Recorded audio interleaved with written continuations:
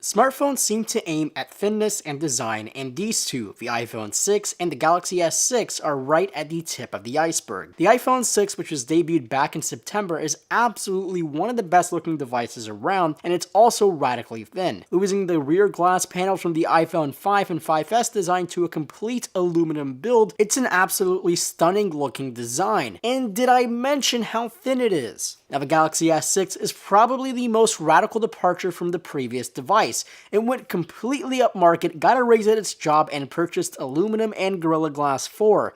Lots of it. The feeling is almost completely foreign to the Galaxy S5, like you're holding a completely different product from a completely different brand, but this is how Samsung shows their muscles. My name is Marco Hanna, and welcome to the Samsung Galaxy S6 versus iPhone 6 comparison, and it all begins now, right here at PhoneDog.com. Let's start with design and hardware. The Apple iPhone 6 is a well-rounded device made of aluminum and Ion X glass. It features a 4.7-inch IPS LCD display for resolution of 1334 by 750, which gives it a PPI rating of 326. The iPhone 6 comes in at a radical 6.9mm thick, and on the back we find an 8-megapixel camera with a dual-tone LED flash. Inside you'll find Apple's A8 processor, which is a 1.4 GHz dual-core processor, 1 GB of RAM, and 16, 64, and 128 GB of built-in storage. Battery-wise, we'll find a 1,810 mAh battery, which in typical Apple fashion is non-removable. Now over to the Samsung Galaxy S6. This is also a well-rounded device made with aluminum and Gorilla Glass 4, but the aluminum is only used for the frame. The entire device is coated with Gorilla Glass 4, which is a huge departure from the Galaxy S5 and even the Galaxy Note 4. The Galaxy S6 features a 5.1-inch Super AMOLED display for resolution of 2560 by 1440, which gives it a PPI rating of 577. The S6 comes in at even a more thin 6.8mm, and on the back we find a 16-megapixel camera with optical image stabilization and an LED flash. Inside you'll find Samsung's own Exynos 7420 unit featuring a quad-core 1.5 GHz chip joint to a quad-core 2.1 GHz chip. In total, we have an octa-core configuration. Also, 3 GB of RAM and 32, 64, and 128 GB are available in flash memory. Now, battery-wise, we'll find a 2,550 mAh battery, which for the first time ever on the Galaxy S line is non-removable thanks to the thin design and complete enclosure in Gorilla Glass 4. Now, obviously, the Galaxy S6 has much more power than the iPhone 6, but it all depends on how fluid the software is. The Apple iPhone 6 comes with iOS 8.3. It's basically the same iOS we saw in the reworked iOS 7,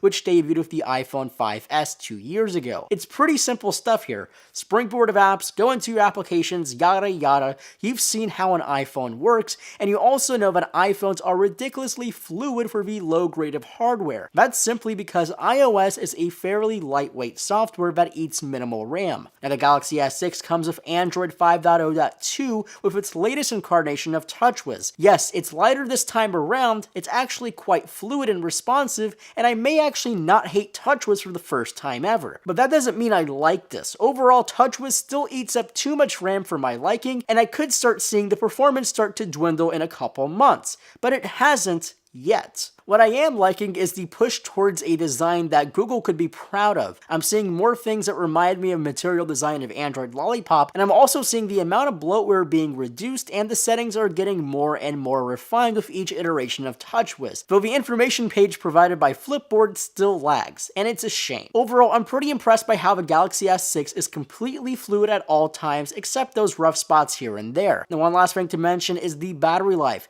Now, the iPhone 6 has okay battery life. When I use mine, I typically see 4 hours of screen on time, which is pretty darn good for me. For the Galaxy S6, it's not been that great. However, this is a T-Mobile variant, and there has been some talk over cell standby time, so this may be the reason why I'm experiencing bad battery life, but I'll definitely report back to you in my full review. But for once, I can look at these two devices and say both of them are competing for the same target audience, and when you compare the aesthetics, we already know the iPhone 6 is a great looking device, but the S6 is now as beautiful gets, and I'm not sure how Apple will like that. You can definitely give the S6 some slack because there are some questionable design cues that go back to the iPhone 6, the iPhone 4, and even some Xperia Z3, but to me it looks unmistakably Samsung, and for once I think it looks brilliant. I want to say thank you for watching our comparison. Make sure to leave some comments below, give this video a thumbs up, and if you haven't already, subscribe so you can be notified when we upload our full review and the full dogfight between the iPhone 6 and the Galaxy S6. And as always, my name is Marco Hanna, and I'll catch you guys in the next video.